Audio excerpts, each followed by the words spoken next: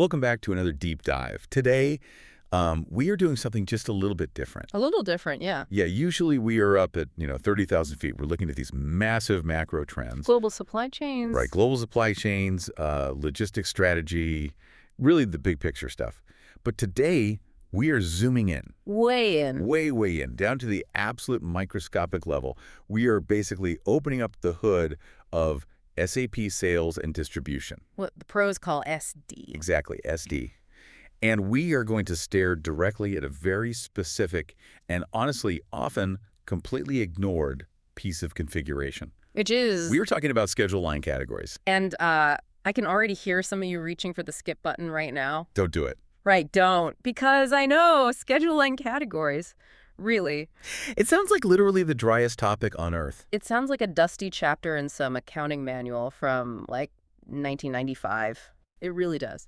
But you are absolutely right to focus on this today, because it is one of those tiny, tiny gears that actually turns the massive wheels of the global economy. I mean, the mission for this deep dive is pretty specific for you all listening. Yeah. We really want to understand how a single line of configuration in a software system, literally a checkbox or a two-digit code, how that dictates physical reality. Which is wild when you think about it. It is wild. Like, does a truck actually move? Does a vendor actually get an order? Or do we just write off inventory? It's crazy to think that transaction VOV6 controls all of that. It really is the difference between a promise and execution. That's probably the best way to frame it for you. A promise and execution. I like that. Yeah, because if you are working in logistics or IT or honestly even finance, you realize pretty quickly that the big picture strategy your executives come up with is entirely worthless if the underlying gears don't mesh. And the schedule line is the teeth on the gear. The source material we have use this really great analogy that I want to use as our anchor for today's discussion. It calls the schedule line the heartbeat of fulfillment. Not the brain. Right, not the brain. Yeah. The heartbeat. Can we unpack that a little bit? Why that specific distinction? It's a really great analogy. To fully understand it, you have to visualize the anatomy of a sales order in SAP. Okay, let's picture it. Whether you are selling widgets or consulting hours or, I don't know, massive industrial turbines, the structure of the document is fundamentally the same. You have three distinct layers. Starting at the top. Starting at the top, first you have the header. That is the handshake. The handshake. Right. It's the who are you, who am I, and what are the commercial payment terms we are agreeing to. It is the high-level commercial agreement. Okay, so that's the we have a deal part, like the lawyers represent the header. That's a good way to put it. The lawyers and the sales directors. Mm-hmm. Then, moving down one level, you have the item. The item being the product. Exactly. That's the material number, the business logic of I am legally selling you a specific widget. But here is the catch, and this is really where so many people get tripped up when they first learn SAP. You can have a handshake and you can have a product, but absolutely nothing happens in the real world yet. It is completely static. It's just a conversation until the schedule line. Yes. The schedule line is the when and the how much. Quantity and date. The schedule line defines quantity and date. Without a schedule line, a sales document item is just a concept. A ghost in the machine. It cannot be delivered, it cannot be packed in a box, it cannot be billed to the customer. It is literally a ghost. The schedule line is the heartbeat because it pushes the blood, the actual physical inventory, through the veins of your fulfillment system. It tells the warehouse, go. It tells the truck, move. That is such a crucial distinction to make early on. I think a lot of people, especially beginners, assume the item is the main event. They focus entirely on the material. Right, but the item is really just the noun. The schedule line is the verb. Oh, that is a perfect way to put it. The item is the noun, the schedule line is the verb, and that is exactly why this deep dive is so important for anyone working in logistics or SAP configuration. Because this category, this tiny little two-character code, controls four massive powers. Let's tease those four powers for the listeners before we get deep into the weeds. What exactly are the four things this heartbeat controls? First, inventory movement. Does stock actually leave the building? Which sounds simple, but physically moving something and digitally recording that movement in your ledger are two very different things. This controls the digital record. Okay. Second, delivery relevance. Are we even legally or procedurally allowed to put this on a ship? Got it. Third is procurement. This is the classic make or buy decision. Do we manufacture this thing ourselves? Do we buy it from an external vendor? Or do we transfer it from another one of our own plants? And the fourth power. Availability. Is the stuff actually sitting on the shelf, or are we just crossing our fingers and hoping it is? It really is the control center for everything. It dictates reality. So speaking of control centers, let's virtually walk into the room where all this happens. The technical home of these settings. Transaction VOV6. The OV6. And for the data nerds out there listening, the underlying table is TVEP. Yes, table TVEP. This is where the actual rules of logistical execution are permanently defined. So if you have access to an SAP system right now, you can picture a screen just full of checkboxes and 4 character fields. It looks incredibly boring. It looks so boring, but as we're learning, it is incredibly dangerous. One wrong click and your supply chain stops. So let's imagine we were looking at this screen in SAP. It's split into different areas. Let's start with area A. Business data. Right, business data. And specifically, I want to talk about blocking, because we have talked about blocking orders on the show before, but this is fundamentally different. It is much more nuanced. How so? Well, usually when people think of a delivery block in SAP, they think of blocking the entire sales order. Right, like at the header level. Exactly. Maybe the customer hasn't paid their previous bills, their credit is bad, so we block the header. That stops everything. The warehouse sees absolutely nothing. A whole order is frozen. But the schedule line delivery block, which is field TVEP, LIFS-SP for those of you taking technical notes, is surgical. It blocks specific lines within an order while letting other lines go straight through to shipping. Give me a real-world scenario for that. When would you, as a business, want to block just one single line and let the rest go? The absolute classic example is free of charge items. FOC. Okay, walk us through it. Let's say you were selling 1,000 high-end laptops to a massive corporate client. That is the main bulk of the order. It's a $1 million deal. A great day for the sales rep. A fantastic day. But that sales rep, trying to sweeten the pot and guarantee the signature, decided to throw in 10 free laptop bags as a thank you. Okay, classic sales move. Give away the accessories. Exactly. Now, the laptops are standard items. They are high margin. They are fully paid for. They should ship immediately. You desperately want that $1 million of revenue recognized on the books this quarter. Get them out the door today. But the free bags, that is a 100% loss of revenue. You're giving away physical assets. Right, the company still paid to manufacture those bags. Exactly. So that might need a manager's approval. In many strict corporate environments, you cannot just give away inventory without a digital signature from a VP. So if you blocked the header of that order to wait for the VP. You would be holding up $1 million in laptop revenue, potentially missing your quarterly target, just to get a signature for $200 worth of nylon bags. And the CFO would absolutely scream at you. They would have your job. Yeah. So you use the schedule line. You configure the schedule line category specifically for those free items. Let's just call it category ZFC for this example. Okay, custom category ZFC. You set ZFC to automatically default a manager approval delivery block right there in VOV6. Oh, that is so smart. So what happens when the rep saves the order? The laptops, which have a standard category, flow straight through to the delivery creation process. The warehouse gets the ticket, they start packing the laptops. And the bags. The bags sit on the delivery due list, but they are grayed out. They are effectively stuck in digital limbo. They just wait. They cannot be processed into a delivery note until a human being with the right security optimization goes into the sales order, manually removes that specific block on that specific line, and essentially says, yes, I approve this freebie. It effectively automates your internal financial controls without slowing down the actual profitable business. It does. It strictly prevents sales reps from giving away the farm without oversight, but it does not hold up the paying part of the order. It perfectly balances speed with control. Which is the ultimate goal of supply chain management, really. Always. Speed and control. Love that. Yeah. Okay, let's move our eyes down to area B on that VOV6 screen, the transaction flow. This is a big one. The source material explicitly calls this the bridge to MM, or materials management. This feels like where the rubber really meets the road. This is undoubtedly the most critical section on the screen. If you mess this up, your physical inventory counts will be completely wrong, and your finance team will literally be hunting you down in the hallways. High stakes. Very high stakes.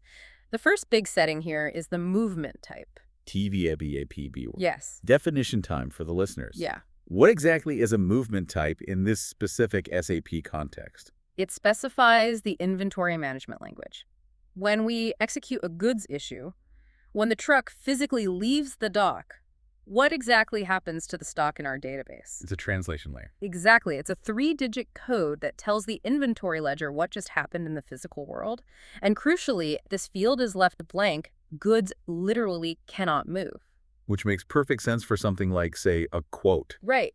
A quote has a schedule line. It has to, because it has a proposed date and a proposed quantity. Because you're telling the customer, we could get you 50 of these by next Tuesday. Exactly. But you absolutely do not want to actually reduce your physical inventory balance just because you emailed a PDF price list to a potential customer. That'd be total chaos. You'd have zero stock in the system with a full warehouse. It would be a disaster. So for quotes, that movement type field is left completely blank. But for a standard confirmed sales order, the code is almost always 601. 601, the classic. The absolute standard goods issue. Stock goes down, cost of goods sold goes up. It is simple, clean accounting. But then you get into the weird stuff. Oh, fun stuff. Like 631. 631, consignment fill-up. Break that down for us. What is a consignment fill-up? This is a really fascinating business model. Imagine you are a major supplier of, say, industrial nuts and bolts to a huge automotive manufacturing factory. Okay, so massive volume. Massive volume. And line down situations are incredibly expensive. They do not want to wait for standard shipping every single time they need a specific bolt. They want your stock physically sitting on their shelf right next to their assembly line. So they can just grab it when they need it. Right. But, and this is the commercial key here, they do not want to actually pay you for that bolt until the moment they physically use it on a car. Okay, so financially, it's a bit tricky. Physically, the goods are moving from your warehouse all the way to their factory floor. But financially, Wrong. you still own every single one of those bolts. So the stock hasn't legally left your books, even though it has left your building. Exactly. If you used a standard 601 movement here, the SAP system would think you officially sold it. It would immediately generate an invoice, send it to the automotive company, and they would refuse to pay it because they haven't used the parts yet. And you'd ruin the relationship. So instead, we configure the schedule line to use 631. And what does 631 do in the background? 631 tells the system, move this quantity from our unrestricted stock to a special category called customer consignment stock. Ah. It completely separates the physical location of the goods from the financial ownership of the goods. You can still see it on your books, but you know it's sitting at their plant. That is incredibly elegant, just from a single 3-digit code. It really is. And then there is the returns dilemma. The source material highlights this as a major consultant tip. Oh, it is a debate I have had with almost every single client I've ever worked with. The difference between 651 and 673, set the scene for us. Okay, a customer calls customer service and says they're sending a product back. Maybe it didn't fit, maybe they just didn't like the color. A few days later, a brown box arrives at your receiving dock. Okay, standard return. The warehouse worker cuts open the box and scans the barcode on the item. What happens next? Well, normally you would just put it back on the shelf in the warehouse. But do you actually trust it? Ah, I see. Is it actually broken? Is the retail packaging torn open? Or is it literally a brick sitting inside an iPad box? Right. Return fraud is a huge issue. Exactly. Now, if you configure your return schedule line to use movement type 653, What does 653 do? 653 executes a return to unrestricted stock. That means the very millisecond that warehouse worker scans that barcode on the dock, the SAP system marks that item as good inventory. Immediately, it is instantly available to be promised and sold to the very next customer who orders it online. Which is incredibly risky if the original customer actually sent back a damaged unit or a brick. Extremely risky, because you might accidentally ship a broken product to a brand new customer 10 minutes later. Which is a complete customer service nightmare. You lose 2 customers instead of 1. So what's the alternative? The safer, much more conservative route is movement type 651. Okay. 651 moves the incoming returns directly into blocked stock. And define blocked stock for us. What does that mean in SAP terms? It is non-valuated inventory. It essentially sits in a digital quarantine zone. Guaranteed. The system acknowledges reality. It says, yes, the physical item is inside the building. Yes, we received the box.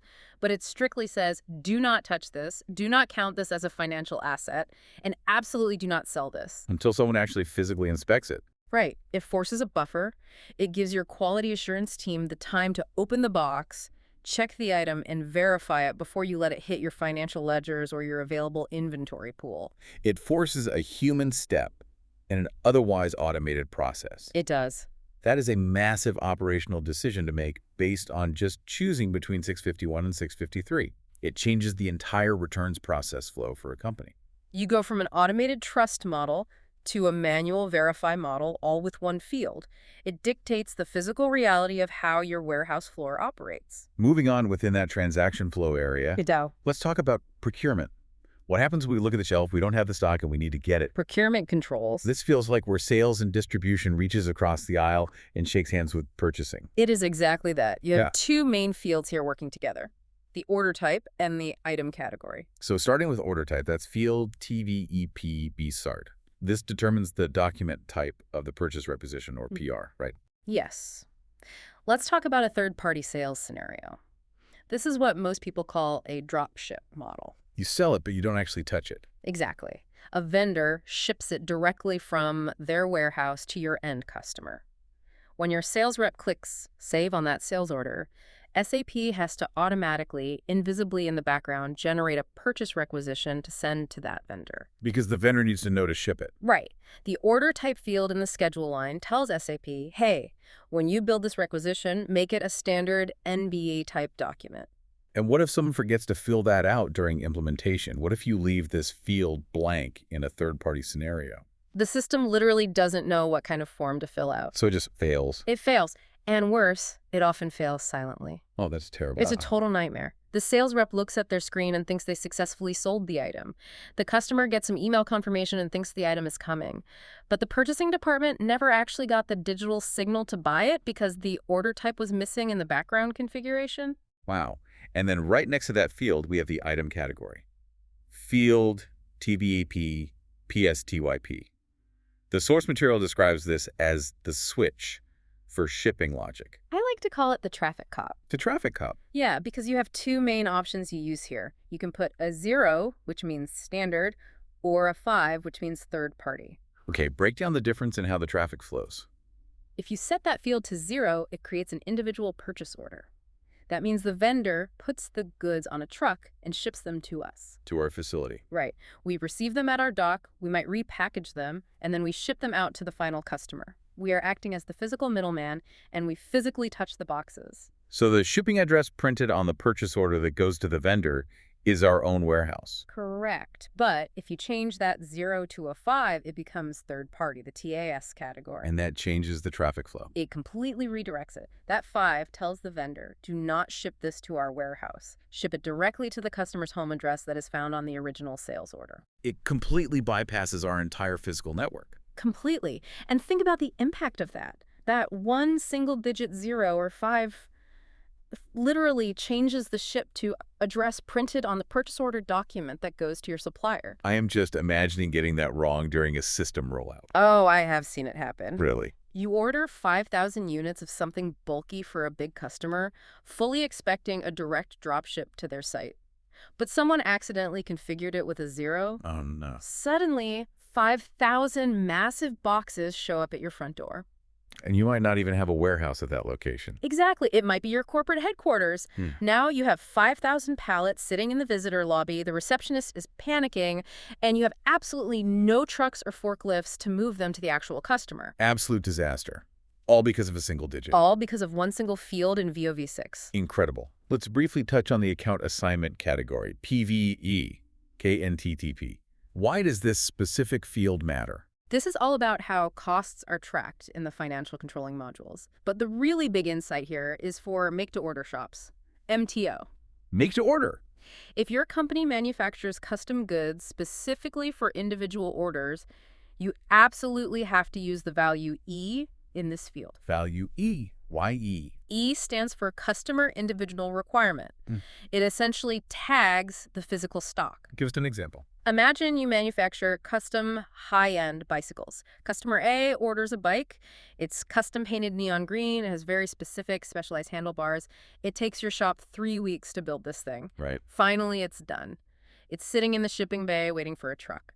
Suddenly, customer B goes online and orders a bike. Same base model, but they just want standard colors. Okay. If you aren't very careful with your configuration, the SAP system might just look at the warehouse, see one bike sitting in inventory, and automatically allocate your custom neon green bike to customer B just because they placed a new order. It would just steal the stock. It would reallocate it immediately. But if you use value E in the schedule line, it puts a virtual sticky note on that specific piece of inventory in the system. And the sticky note says, It says strictly the property of sales order, #123 for customer A. It rigidly prevents other customers or other incoming sales orders from stealing stock that was manufactured specifically for someone else. that is vital. If you are doing any sort of custom work, that is non-negotiable. You cannot run an MTO business without it. Okay, one last thing in this transaction flow section before we move on. Delivery relevance. The simple checkbox. Yeah, Field TV EP LFREL. If it's checked, it goes to the warehouse. If it's unchecked, it doesn't. That seems pretty straightforward compared to the rest of this. It is mostly straightforward, but there is a really interesting nuance here, and it comes down to service items. Services. Right. Let's say you are an IT firm selling consulting hours. Usually that is not considered delivery relevant because you Yeah. obviously can't put an hour of a consultant's time into a cardboard box. You can't put a shipping label on a thought. Exactly. But some companies actually want their services to be delivery relevant Why? Why force a delivery document if there's no physical delivery? because they want a formal proof of completion note. Oh, I see. They want the SAP system to generate a formal delivery note number and print a piece of paper so that the customer can physically sign it. Saying, yes, the consultant actually showed up and did the 40 hours of work. Right. It generates a traceable, auditable document, even if there is absolutely no physical box being shipped. So they check that box even for non-physical goods, just to ensure they get that signature before they allow the system to bill the customer. Exactly. The delivery in this case isn't a product, it's the confirmation of the service. It essentially forces a mandatory process step into the workflow. That is a fascinating workaround. Okay, we have covered the body, the physical movement, the blocking, the procurement. Now let's transition to section 2, the brains, planning and availability. This is where we start talking to the planners, the people running the MRP engine, material requirements planning. The folks whose entire job is trying to make sure we have enough stock to sell without having so much stock that we go bankrupt holding it. Exactly. It's a tightrope. The first major concept here in VOV6 is transfer of requirements. Field TVAP BIDAR. Think of this specific checkbox as the volume knob on the sales order. The volume knot. Yes. If this box is checked, the sales order loudly screams at the planning department, "I need stock! Go get it!" It forces the order to show up on their radar. It physically shows up in transaction MD04, which is the stock and requirements list that planners stare at all day. It tells the MRP engine, "We have a confirmed demand. Please either buy this from a vendor or manufacture it on the floor."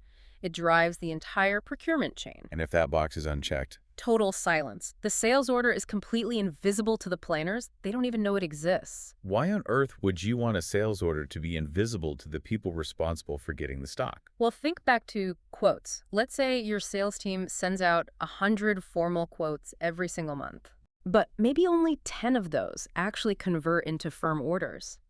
If every single one of those 100 quotes triggered a real requirement for the planners to go out and buy raw material, You would be completely bankrupt. you would have a warehouse absolutely stuffed full of materials for 90 orders that never actually materialized. So for quotes, it's usually strictly unchecked. Right. But I sense a but. I have heard of companies that do check it for quotes. yes, and this is what we call the high probability strategy. This is where system configuration directly meets aggressive business strategy. How does that work? If you have a specific quote sitting with a client, and you know from your data that it is 90% likely to close, It's a sure thing. basically. And let's say your manufacturing lead times are really long. Say it takes 3 solid months to source the specialized parts from overseas. If you wait for the customer to officially sign the contract before you tell the planners to start buying, You were already 3 months late. The customer is going to be furious. exactly, you lose the deal. So you might create a custom schedule line category for these specific situations. Let's call it ZQ. And ZQ does transfer the requirements. Yes, you check the box.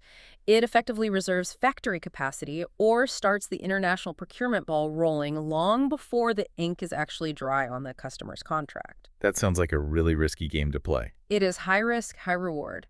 If the deal suddenly falls through, you are stuck holding the bag on that inventory. But if you win, If speed is your main competitive advantage in the market, this specific configuration allows you to move months faster than your competitors who are rigidly waiting for the signature. that is so cool. Okay, next up in the brains section is the availability check. PVEP-VERFP, This is what activates the ATP logic, available to promise. the promise engine. Right, when a sales rep enters an order, the system instantly calculates, do I actually have this in the building right now? It checks your checking group and your checking rule. And if the stock isn't there, It looks at your lead times and proposes a future date. We don't have it today, but we can ship it next Friday. now the source material had a really great performance tip here regarding what it's called dumb items. I love this because it touches on actual system speed and server load. Oh, this is a huge tip for system performance. Hmm.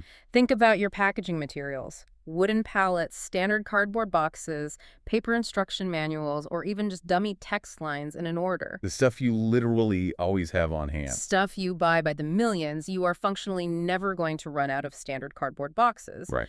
But if you have the availability check turned on in the schedule line for the cardboard box item category, What happens? every single time a user hits save on a massive order, say a 500-line order, the system has to completely stop. It has to calculate the exact math on the cardboard boxes, lock the massive inventory database tables, and formally confirm availability for something you already know you have. It just slows everything down. It grinds the entire system to a halt. It consumes massive server resources for absolutely no business reason. So what's the best practice? For those dumb items, you should always set the schedule line category to have availability unchecked, strictly unchecked. Just skip the math. Don't ask a multi-million-dollar system to do complex server math on items that are essentially infinite. Save the brain power for the expensive constrained stuff. Exactly. It makes the user experience for your sales reps so much faster when they hit save. Love that. One last thing in the brain section, product allocation.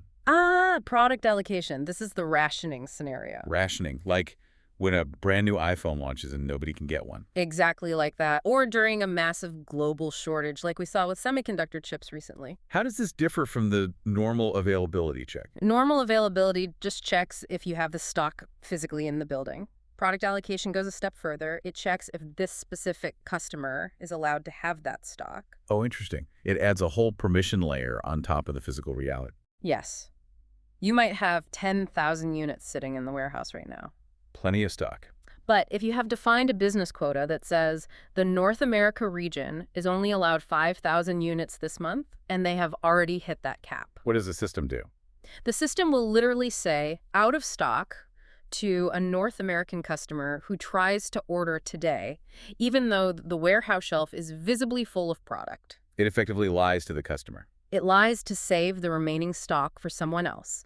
It rigidly reserves the rest of the inventory for your Europe division or your Asia division, or maybe you're holding it back for your most important VIP tier customers. It allows you to execute a really strategic distribution plan rather than just relying on first come, first served. Correct. If you do first come, first serve during a shortage, one big customer buys everything on day one and everyone else starves. Product allocation prevents that, and that rationing trigger lives right here in the schedule line. We are getting really deep now. We have seen the physical controls. We have seen the planning logic. Now, I want to move into section 3, the hidden logic. The things that aren't immediately obvious just by staring at the VOV6 screen. The boss behind the curtain. That's what the source calls it. The boss behind the curtain. The requirement class. This is a classic gotcha for junior SAP consultants. It happens all the time. Set it up for us. What happens? You are a junior consultant. You are looking at VOV6, and you see the transfer of requirements checkbox is perfectly checked. So you think, great, MRP will definitely see this order. Exactly. You tell the client it's fixed, but then the planners run MRP that night, and absolutely nothing happens. The order is still invisible. Why? If the box is checked, why is it failing? Because the schedule line category is secretly linked to a higher level object called a requirement class. And the requirement class has its very own set of checkboxes and settings. Oh, so there are two layers of configuration fighting each other. Yes. And the golden rule in SAP is, if the schedule line in VOV6 says yes, but the overarching requirement class says no, The requirement class always wins. It completely overrules the lower-level checkbox. It overrules it completely and silently. The requirement class holds the deep architectural logic. Things like, is this whole process make to stock or make to order? Or should we mathematically consume planned independent requirements? It is the parent logic. So if you are a consultant troubleshooting an issue and your VOV6 screen looks absolutely perfect but the system is still acting weird, look deeper. Always go check transaction OVOG. That's the requirement class settings. That is almost always where the hidden conflict lives. That is a massive pro tip. Now, taking a step back, how does the system even know which of these schedule line categories to pick in the first place? I mean, I assume I don't want my sales reps manually using drop-downs to select CP or CN every single time they enter a line item. No, absolutely not. That would be a complete data entry disaster. Users should essentially never manually select technical codes if you can automate it. So how is it automated? This is handled by a process called schedule line determination, transaction VOV5. It is essentially a background formula. What is the formula? It's very simple. Item category plus MRP type equals schedule line category. Okay, let's break down those two variables for the listeners. Item category, that comes from the sales line itself, right? Right. It defines what we are selling from a sales perspective, and the MRP type comes directly from the material master record. That defines how the material is planned by the factory. Exactly. So let's walk through a few scenarios to see the formula in action. Scenario 1. A standard stock item. Okay. The item category on the sales order determines it is TAN. That's the code for a standard item. TAN. Got it. And we look at the material master, and the MRP type is PD. That means deterministic MRP. It means we actively plan and forecast this item. So the formula is TAN plus PD. What does that equal? The VOV5 table says TAN plus PD equals CP. Yes. CP is the gold standard category. It naturally triggers MRP, it properly checks availability, it does everything exactly how you would expect a normal supply chain to work.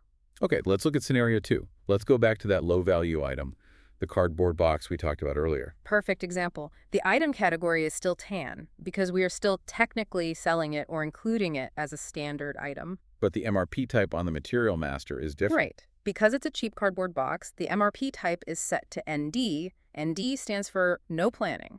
So now the formula is TAN plus ND. What does that yield? The determination table reads that and spits out the result, CN. And CN means what operationally? CN tells the system, no MRP transfer, no availability check. Do you see the beauty of it? I really do. The system just looks at the master data, sees ND on the material, and automatically switches the underlying logistical logic to don't bother checking availability or planning completely on the fly. And the end user entering the order didn't have to do a single thing. It keeps all those garbage requirements securely out of the planning department's list without any manual intervention. That is incredibly elegant system design. Okay, scenario 3, third-party dropshipping. In this case, the item category from the sales order is TAS. Now, the MRP type doesn't matter quite as much here because TAS usually forces the result to be CS. And CS is the category that triggers that purchase requisition we talked about for the vendor. Exactly. It completely changes the flow from shipping to purchasing. Now, the source material had a very specific warning here about a default entry. What does that mean? Yes. Always configure a catch-all entry in VOV5. How do you do that? You create an entry where you define the item category, but you leave the MRP type completely blank. Why? Because eventually someone in master data is going to create a brand new material, and they're going to accidentally forget to fill out the MRP type field. Human error. Inevitable human error. If you don't have a blank catch-all entry in your determination table, when a sales rep tries to sell that new material, the entire system will crash. It will throw a hard red error saying, cannot determine schedule line category. Which stops the sale. Completely stops the sale. But if you have that blank default entry, the system falls back to it like a safety net. It assigns a basic category so the order can at least be saved and someone can fix the master data later. Smart. Defensive configuration. Okay, we have been throwing around these two-letter codes for a while now. CP, CN, CS. I want to properly introduce them. Yeah. Section 4. The personalities of the standard categories. I kind of feel like these are characters in a workplace sitcom. They absolutely are. They all have very distinct behaviors and jobs. Let's meet the cast. First up, we have AT and BN. Inquiry and quotation? I call these two the dreamers. The dreamers. Why? Because they are purely informational. Maybe I'll buy this, maybe I won't. When AT or BN are on an order, there is absolutely no physical movement. There is no impact on actual logistics. They are just dreaming about a future sale. Okay, next we have BP. This is the hard quotation. The serious quote. How is it different from the dreamers? Unlike AT and BN, BP actually physically reserves the stock. It tells the system, listen, I am not just idly asking for a price here. I want you to actively hold this specific stock for me while I make my final decision. It puts a hole on the shelf. Exactly. Then we have CP. The gold standard. This is your most reliable employee. It sells from available stock. It immediately tells the planners what it did. It checks availability properly, and it ships on time. It does everything exactly right by the book. And its counterpart, CN. Ah, CN. The secret agent. Why secret agent? Because it actively sells from your physical stock, but it absolutely refuses to tell the planner about it. It moves in the shadows. It's off the grid. Very off the grid. It's primarily used for those consumable things that don't need to be tracked closely, like we mentioned. But if it gets assigned to the wrong item, watch out. Right. Then we have CS, the third-party category. The delegator. CS looks at the incoming customer order, size, and says, I'm not doing this. It turns around to the external vendor and says, you ship it. It generates the purchase requisition and completely washes its hands of the physical work. Very lazy but efficient. CB, individual PO. The middleman. It tells the vendor, ship to us, so we can turn around and ship it to the customer. It loves handling the goods. It wants to be involved in the transaction physically. And finally, DN returns. The boomerang. The product is flying back at you. It handles that complex, non-valuated stock receipt process we talked about earlier. You know, knowing these personalities makes troubleshooting so much easier for a beginner. If you open up a sales order and you see a CN sitting on your flagship million-dollar product, you instantly know something is terribly wrong. Exactly, because your secret agent should absolutely not be handling your main revenue driver. If your main product is set to CN, your planners are going to completely run out of stock in a week because literally nobody told them it was being sold. It's the first thing I check during an implementation audit. Are the personalities matched to the right products? Which leads us perfectly into Section 5, expert troubleshooting. The source material calls these the battle scars. These are the specific real-world scenarios that keep SAP consultants up at night. Ooh, I have the scars to prove it. I have seen these 4 scenarios all too often. Let's go through them. Scenario A. The date is 00.00000000. The dreaded unconfirmed date. This gives sales reps nightmares. You enter a brand new order, everything looks fine, but the confirmed delivery date on the schedule line just stays blank or zeroed out. Yeah. What is actually happening in the background? The symptom is simple. The system is fundamentally saying no. The cause, 99% of the time, is that the availability check is turned on, but there is mathematically zero stock available to promise. The system is just doing its job, right? The system is technically 100% right, but the sales manager is standing over your desk screaming, I don't care what the computer says. It's a massive rush order.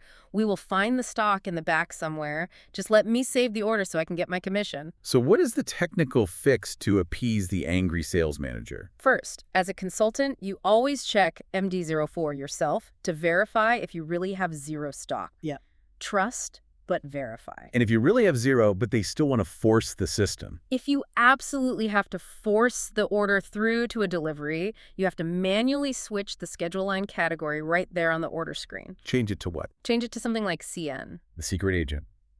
Because it has availability unchecked. Exactly. You are essentially turning off the logic that is currently stopping you. You just blindfold the system. You blindfold it. You say, don't look at the warehouse shelf. Just promise the date we typed in. It is highly risky because you might not actually find the stock, but it instantly solves the 00000000000 error and lets the order save. Okay, scenario B. I cannot create a delivery note. This is probably the most common help desk ticket in any logistics IT department. The order is fully saved. The delivery date is today. But when the warehouse worker goes into the system to try to actually pack and ship it, SAP throws a red error. No documents due for delivery. It is so frustrating for users, but the troubleshooting checklist is really just 3 quick steps. Step 1. 1. Go into VOV6.